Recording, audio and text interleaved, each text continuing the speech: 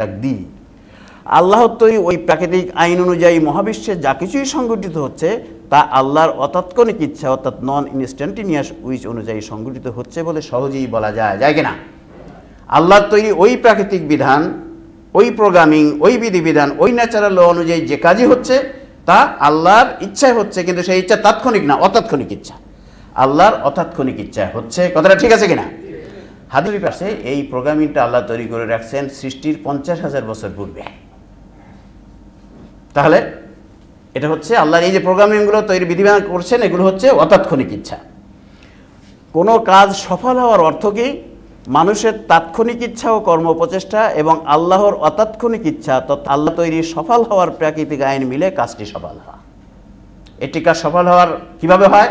মানুষের তাৎক্ষণিক ইচ্ছা করতে হবে, মানুষকে ইচ্ছা করে কর্ম প্রচেষ্টা করতে হবে, এবং সেই কর্ম প্রচেষ্টা আল্লাহর অতাৎক্ষণিক ইচ্ছা অর্থাৎ আল্লাহর তৈরি সফল হওয়ার প্রাকৃতিক আইন মিলে কাজটি সফল হওয়া। যখন একটি কাজ সফল হয় তখন কি মানুষের ইচ্ছা এবং আল্লাহ সফল হওয়ার প্রাকৃতিক আইন এই দুটো যখন একসাথে মেলে তখন কাজটা সফল হয়। অর্থাৎ আল্লাহ তৈরি সফল হওয়ার প্রাকৃতিক আইন অনুযায়ী মানুষ নিজ ইচ্ছায় যদি যখন ওই আইন ফলো করে, ওই বিধিবিধান ফলো করে কোনো কাজ করে তখন কাজটি সফল হয়। আবার কোনো কাজ ব্যর্থ হওয়ার অর্থ কি? মানুষের তাৎক্ষণিক ইচ্ছা ও কর্ম প্রচেষ্টা এবং আল্লাহর অতাৎক্ষণিক ইচ্ছা তথা আল্লাহ তৈরি করে রাখা ব্যর্থ হওয়ার প্রাকৃতিক আইন মিলে কাজটি ব্যর্থ হয়। যেমন আমি যদি আবার একটা উদাহরণ দেই, মনে করেন এই যে আমরা যে অপারেশন করি অ্যাপেন্ডিসাইটিস, তাই না? আপনারা জানেন তো অ্যাপেন্ডিসাইটিস অপারেশনের আল্লাহর একটা সফল হওয়ার একটা নিয়ম আছে যে এইভাবে যদি কেউ অ্যাপেন্ডিসাইটিস অপারেশন করে তাহলে সফল হবে। আবার আল্লাহ একটা অ্যাপেন্ডিসাইটিস অপারেশন ব্যর্থ হওয়ার একটা নিয়ম বানায় রাখছে যে এইভাবে যদি কেউ অ্যাপেন্ডিসাইটিস অপারেশন করে তো অপারেশনটা ব্যর্থ হবে। এখন একজন একটা সার্জিক্যাল টিম এসে যদি ওই সফল হওয়ার প্রাকৃতিক আইনটা জেনে নিয়ে সেই অনুযায়ী অপারেশনটা করে তাহলে অপারেশনটা সফল হবে। আর যদি একটা সার্জিক্যাল টিম তাদের জানা নাই না বলে ভুল যে ব্যর্থ হওয়ার যে প্রাকৃতিক আইন, ওই ব্যর্থ হওয়ার আল্লাহর আইন অনুযায়ী সে অপারেশন করছে, অপারেশনগুলো কি অপারেশনটা ব্যর্থ হবে। তাহলে যখন অপারেশনটা সফল হলো তখন কার ইচ্ছা? ওই সার্জিক্যাল টিমের তাৎক্ষণিক ইচ্ছা আর আল্লাহ তৈরি করে রাখা অতাৎক্ষণিক ইচ্ছা, এই দুটি যখন মিলল তখন সফল হলো। আর যখন অপারেশনটা ব্যর্থ হলো তখন আল্লাহ তৈরি ব্যর্থ হওয়ার যে প্রাকৃতিক আইন আর সার্জিক্যাল টিমের ইচ্ছা এবং কর্মতৎপরতা যখন মিলে গেল তখন ব্যর্থ হলো। তাহলে দুটি কাজে আল্লাহর ইচ্ছা হচ্ছে, সফলটাও হচ্ছে আল্লাহর ইচ্ছায়, ব্যর্থটা হচ্ছে আল্লাহর ইচ্ছায়, এবং দুটাতেই মানুষের ইচ্ছা আছে। তাহলে আল্লাহ যেখানে বলছে সকল কাজ আমার ইচ্ছা হয়, ওখানে আল্লাহ বলছে যে আমার অতাৎক্ষণিক ইচ্ছায় সব কাজগুলো হয়। তোমাদের কর্ম প্রচেষ্টা ইচ্ছা আমার ওই ইচ্ছার সাথে মিললেই কাজটি হয়। যখন একটি পাতাও আল্লাহর ইচ্ছা ছাড়া পড়ে না। কথাটা ঠিক কেমন? আল্লাহ একটা আইন করে রাখছেন সৃষ্টির শুরুতেই যে একটা পাতার যখন বয়স এরকম হবে, যখন এই ডাইরেকশন থেকে এত ফোর্সে বাতাস আসবে, ওই বাতাসে যদি পাতাটার গায়ে লাগে তাহলে পাতাটা পড়ে যায়। যখন ওই নিয়মগুলো ওই বিষয়গুলো মিলে পাতাটা পড়ে যাচ্ছে তখন পাতাটা কার ইচ্ছে পড়লো? আল্লাহর ইচ্ছে পড়লো। আল্লাহ কি এখন বলছে এই পাতা পড়ো, এই পাতা পড়ো, ওই পাতা পড়িস না, ওই পাতা পড়িস না, ওই পাতা পড়িস, তা করছে না। আল্লাহ নিয়ম বানিয়ে রাখছে, ওই নিয়ম অনুযায়ী যা হচ্ছে সব আল্লাহর ইচ্ছা হচ্ছে। ঠিক না কথাটা? ঠিক। তাহলে খুব সহজে বোঝা যায় কথাগুলো যে ইয়েস, আল্লাহ যেখানে বলছে আমার ইচ্ছা ছাড়া হয় না, কথা ঠিক। কারণ যাই হতে হবে সব আল্লাহর তৈরি প্রাকৃতিক আইন অনুযায়ী হবে। কাজেই যাই হোক, সে গুনার কাজও আল্লাহর ইচ্ছা যে কেউ যদি এইভাবে করে তো এই গুনাহটা হবে, কেউ যদি এইভাবে করে তো এই সবটা হবে, সবই আল্লাহর ইচ্ছা হচ্ছে। তাহলে এখন যদি আমরা ওই কোরআন শরীফের প্রথম যে আয়াতগুলো আল্লাহর ইচ্ছা সব কিছু হয় কথাগুলোর এইভাবে ব্যাখ্যা করি, তাহলে দেখেন কীভাবে সুন্দরভাবে মিলে যায়। ওমা কানা লিনাফসিন আন তুমিন ইল্লা বিইজনিল্লাহ। কোনো ব্যক্তি আল্লাহর ইচ্ছা ব্যতীত ঈমান আনতে পারে না। সরল অর্থ ব্যাখ্যাটা কি? আল্লাহর তৈরি প্রাকৃতিক আইন অনুসরণ ব্যতীত কোনো ব্যক্তি ঈমান আনতে পারে না। অর্থাৎ আল্লাহ ঈমান আনার জন্য কিছু বিধিবিধান তৈরি করেছে, এই শর্তগুলো যদি পূরণ হয় তাহলে এক ব্যক্তি ঈমান আনতে পারবে। এই শর্তগুলো আল্লাহ আগে ঠিক করে রেখে দিয়েছে। কাজেই যখন ওই শর্তগুলো পূরণ করে এক ব্যক্তি ঈমান আনতে পারলো তখন কার ইচ্ছে ঈমান আনলো? আল্লাহর অতাৎক্ষণিক ইচ্ছা ঈমান আনলো। আর মানুষের ওই ব্যক্তির তাৎক্ষণিক ইচ্ছা, সে ওই পদ্ধতি অনুযায়ী চলেছে ইচ্ছা করে, আর আল্লাহর অতাৎক্ষণিক ইচ্ছার সাথে মিলেছে। কাজে ঈমান আনার কার এটাই হলো মানুষের তাৎক্ষণিক ইচ্ছা, ব্যক্তির তাৎক্ষণিক ইচ্ছা এবং আল্লাহর অতাৎক্ষণিক, দুই ইচ্ছা মিলে ঈমান আনলো। তাহলে আল্লাহ বলছে আমার ইচ্ছা ছাড়া ঈমান আনতে পারে। ঠিক আছে কিনা? কথাটা ঠিক আছে, কথাটা অবশ্যই ঠিক আছে। ফায়াগফিরু লিমা শাউ ওয়া ইউআযযিবু মান ইয়াশা। আমি এইসব আয়াতের যখন ব্যাখ্যা দেখেছি আকায়েদের বইতে এবং আমি অবাক হয়েছি। ওই ব্যাখ্যা ওইভাবে হয়েছে, এইভাবে বোঝা যায়নি বলে বলছে এটা সম্পূর্ণ আল্লাহর ইচ্ছায়, আমরা জানি না এখানে হবে। কিন্তু এই আয়াতের ব্যাখ্যা কী হবে? অতঃপর যাকে ইচ্ছা ক্ষমা করবেন এবং যাকে ইচ্ছা শাস্তি দেবেন, ব্যাখ্যা কী হবে? অতঃপর তার জানিয়ে দেওয়া নীতিমালা অনুযায়ী কেউ ক্ষমা পাবে এবং কেউ শাস্তি পাবে। আল্লাহ কোরআন হাদিসে বলে দিয়েছে যে এই বিষয়ে যদি এই শর্ত যদি পূরণ হয় তো আমি তার ক্ষমা করে দেবো, আর এই যদি শর্তগুলো পূরণ হয় আমি তাকে মাফ করে দেবো বা আমি তাকে পুরস্কার দেব। তাহলে যাকে ইচ্ছা ক্ষমা করবে মানে তার জানিয়ে দেওয়া নীতিমালা অনুযায়ী কেউ ক্ষমা পাবে, কেউ শাস্তি পাবে, তাই না? ঠিক আছে না? আল্লাহ জেনে কোরআনে বলেই দিয়েছে, কোরআন হাদিসের মাধ্যমে জানিয়ে দিয়েছে একজন মানুষ যদি এইভাবে চলে, এই শর্ত পূরণ করে কোনো কাজ করে, তাহলে আমি তাকে মাফ করে দিব, আর যদি এই শর্ত পূরণ না করে তাহলে আমি তাকে মাফ করব না। যেমন আল্লাহ বলছেন, ইন্নামাত তাওবাতু লিল্লাযীনা ইয়ামালুনা সুআ বিজাহালাতিন সুম্মা ইয়াতুবুনা মিন কারীব। কোনো ব্যক্তি যদি অজ্ঞতা ধোকায় পড়ে গুনাহের কাজ করে এবং সাথে সাথে তওবা করে, আমি তার সব কিছু মাফ করে দেব। তাহলে এই যে নীতিমালা আল্লাহ জানিয়ে দিয়েছে কোরআনে, অর্থাৎ কেউ যদি গুনাহ করে, কেউ যদি বড় একটা গুনাহ করে সাথে সাথে বুঝতে পেরে তওবা করে, আল্লাহর কাছে আল্লাহ ভুল করেছে, আল্লাহ ভুল করেছে, আমাকে মাফ করে দাও, খালেস নিয়তে আল্লাহ বলছে আমি মাফ করে দাও। আল্লাহ নীতিমালা ঘোষণা করে দিয়েছে কোরআনে, নীতিমালা ঘোষণা করে দিয়েছে।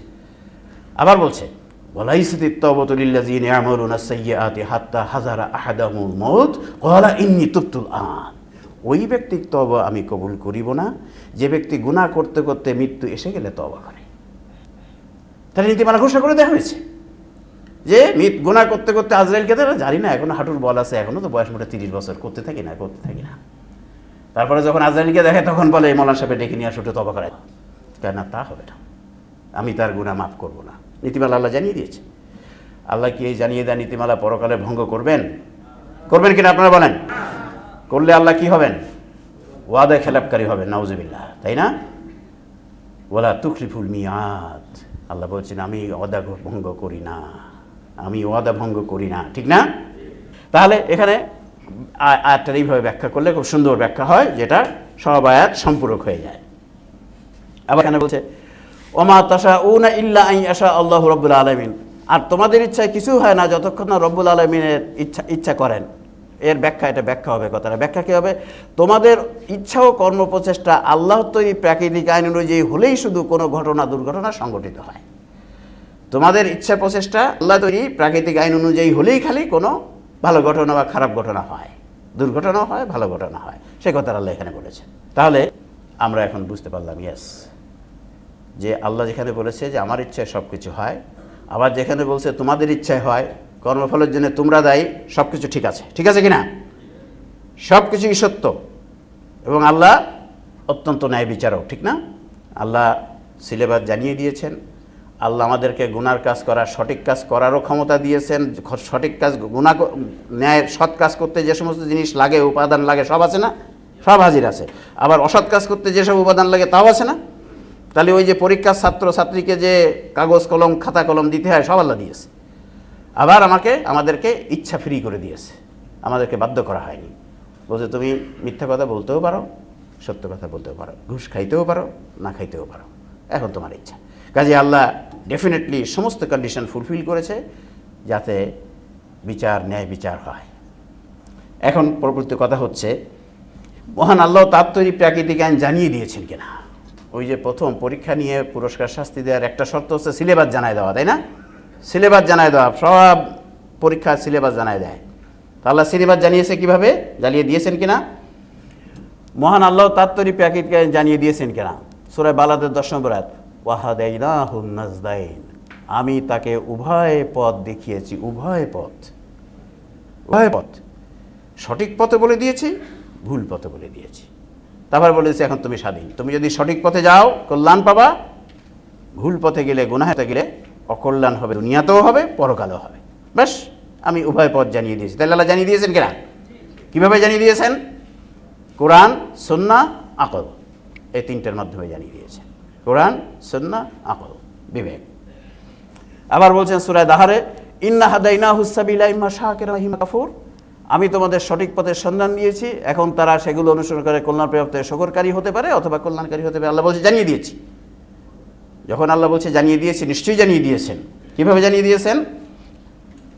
সেই জানার উপায় কি, বা আল্লাহ কিভাবে জানিয়ে দিয়েছেন, এগুলো আমরা সবাই জানি। প্রাকৃতিক আইনের সবচেয়ে বেশি গুরুত্বপূর্ণগুলো আল্লাহ কোরআন সুন্নাহর মাধ্যমে প্রত্যক্ষভাবে জানিয়ে দিয়েছেন। অন্যগুলো তিনি কোরআন সুন্নাহের তথ্যের আলোকে বিবেক বুদ্ধি খাটিয়ে বা গবেষণা করে বের করে নিতে বলেছেন।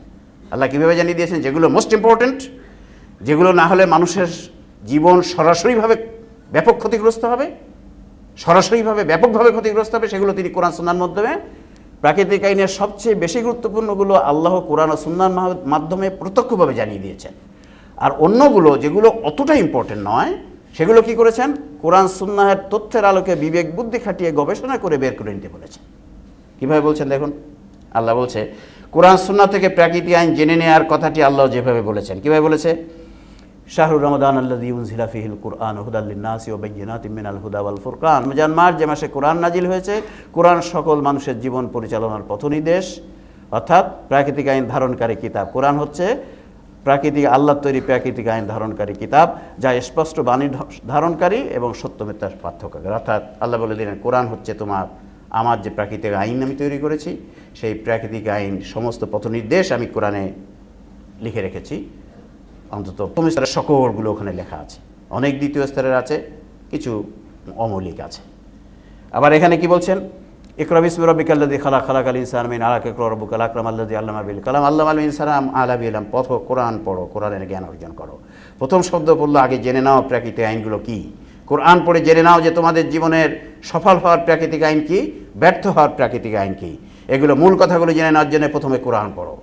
কারণ কোরআন না পড়ে যদি জীবন পরিচালনা করতে যাও, তাহলে সঠিক প্রাকৃতিক আইনগুলো জানতে পারবে না, ফলে ভুলের মধ্যে থেকে ভুলের মধ্যে নিমজ্জিত হয়ে যায়, ব্যর্থ হয়ে যাবে। সেজন্য প্রথম কথাটি আল্লাহ কোরআন দিয়ে পড়তে বলেছেন, জ্ঞান অর্জন করতে বলেছেন। এবং প্রথম 5খানি আয়াতের মধ্যে নামাজ, রোজা, হজ, যাকাত, শিরক করো না, কুফরি করো না কিছুই বলেনি। প্রথম 5খানি আয়াতে ঈমান আনতেও বলে নাই। দেখুন কোরআন শরীফের অনেক আয়াত প্রথমেই বলা হয়েছে ইয়া আইয়ুহাল্লাযীনা আমানু, ইয়া আইয়ুহাল্লাযীনা আমানুত্তাকুল্লাহা হাক্কা তুকাতিহি, ইয়া আইয়ুহাল্লাযীনা আমানু কুতিবা আলাইকুমুস সিয়াম। কিন্তু প্রথম যে আয়াতখানি তার আগে কিন্তু বলে না ইয়া আইয়ুহাল্লাযীনা আমানু ইকরা বিসমি রাব্বিকাল্লাযী খালাক। সরাসরি বলছে ইকরা বিসমি রাব্বিকাল্লাযী খালাক। আগে পড়ো, আগে জেনে নাও ঈমান আমরা কিসের পরে, কি বিশ্বাস করবা। তুমি যা বিশ্বাস করবে সেটা জানো, এই বিশ্বাস করতে হবে।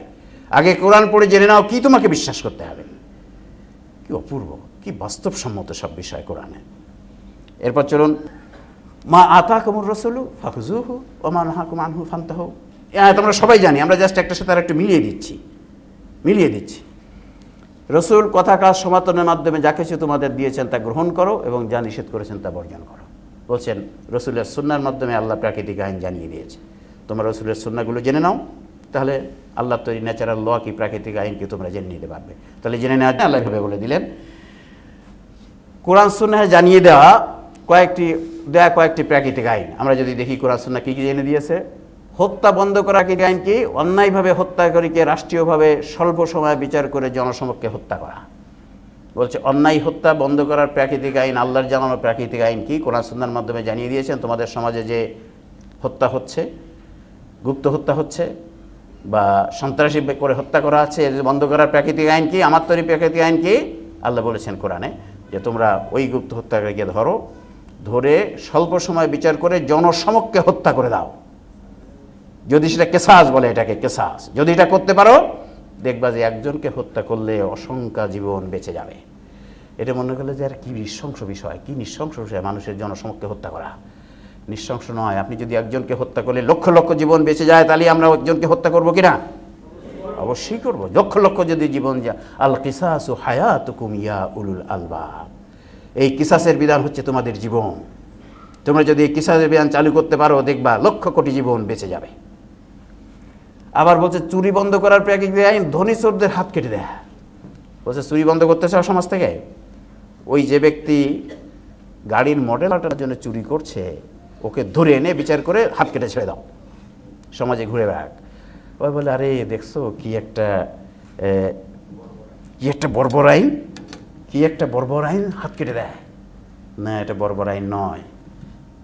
সবার হাত কাটা যাবে না, ওই 2-4 জনের কেটে দিলে ওই যখন ঘুরে বেড়াবে কাটা হাত নিয়ে, তখন চুরি বন্ধ হয়ে যাবে।